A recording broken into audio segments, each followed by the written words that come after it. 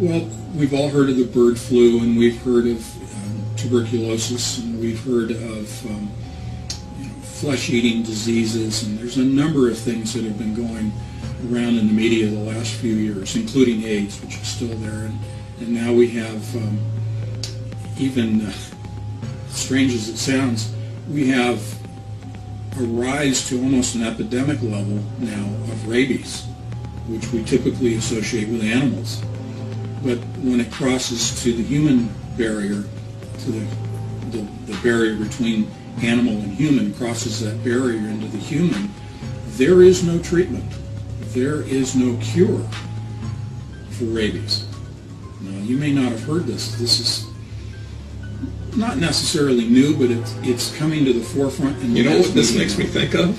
What's that? This is zombie apocalypse. Absolutely. And that is the context in which the mainstream media right now is placing it, is in the zombie apocalypse. Because that's exactly how people present themselves, if you will. I'm speaking medically, but that's how they appear and how they behave. It's like a zombie because of the effects of rabies on the nervous system. There were last year and even earlier this year, there were actually drills conducted by our government on the zombie apocalypse and how would first responders, police officers, firefighters, paramedics, how would they deal with these people? So it sounds far-fetched to the average person who hasn't heard this before, but this is nothing new. But let's go beyond the rabies. Let's talk about people getting a flu shot or getting a avian flu inoculation. There's another very insidious disease, if you will, which is really a man-made disease. It's a biological construct called MERS coronavirus out of the Middle East. It's a Middle East respiratory syndrome. It's made its way into Europe to a certain extent, and eventually, because of air travel, it will reach around the world. It's another example of where inoculations or vaccines are being derived, or they're trying to derive for that. That, again, I always like to go all the way to the end. What's the purpose? What's the goal? If you have a man-made or engineered virus, why was it created? Is it simply just to kill people? Well, that's one part of it, but if you go further and you go deeper than that, it is to get people to demand a vaccine, a shot, if you will, or a pill. Why would, if you're in a position of control and of power, of ultimate power, why would you want people to demand a vaccine? Well, it's because something's in the vaccine that you want people to then have as a part of their body. Well, what is in the vaccine that you want everybody to have inside their body?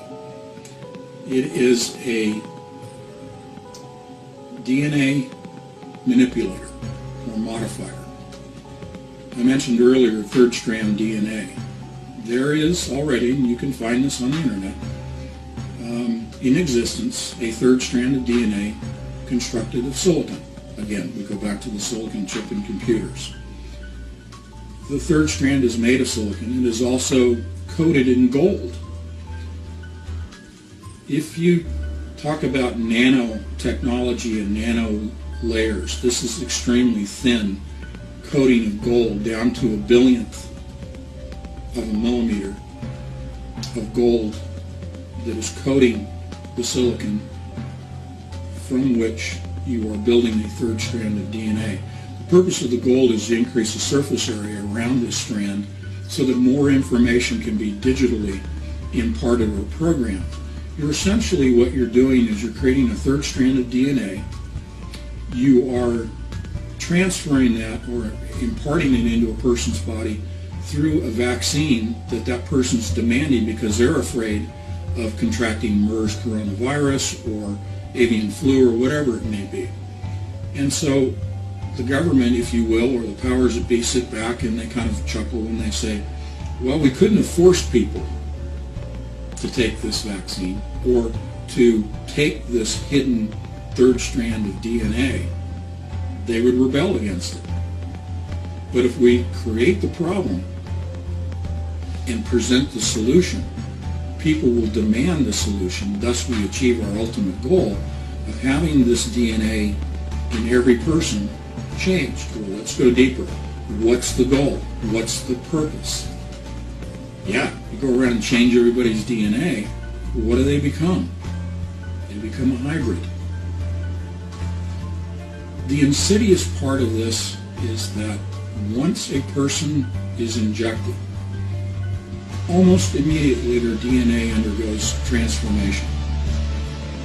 Almost immediately they lose all awareness of the fact that they've lost their independence, their ability to think on their own, to make decisions on their own, and to affect them on a moral level. Their moral independence, their beliefs, religious, moral, ethical, legal, all of those go away. If you remove the independent thought and that awareness that you've lost your independence is gone,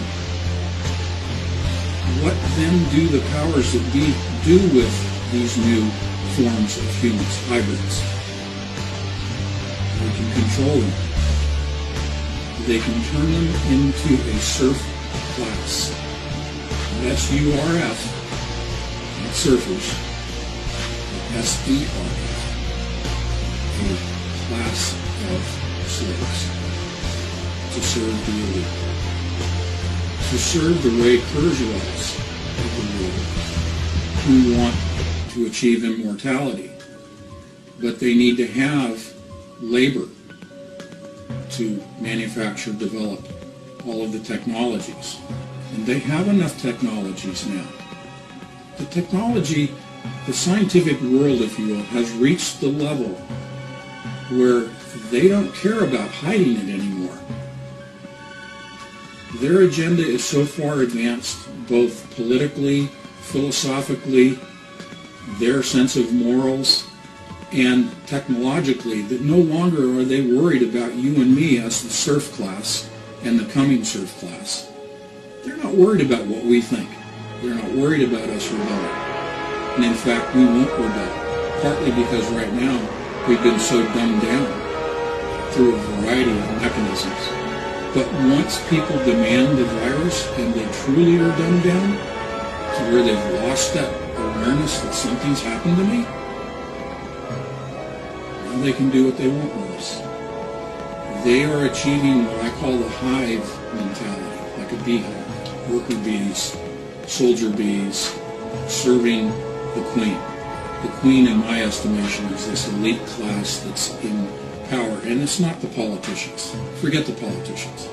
This has nothing to do with Republicans, Democrats, Tea Party, Libertarians. It has nothing to do with political structure or classes. It has to do with the small group that is in control and has been in control since ancient times.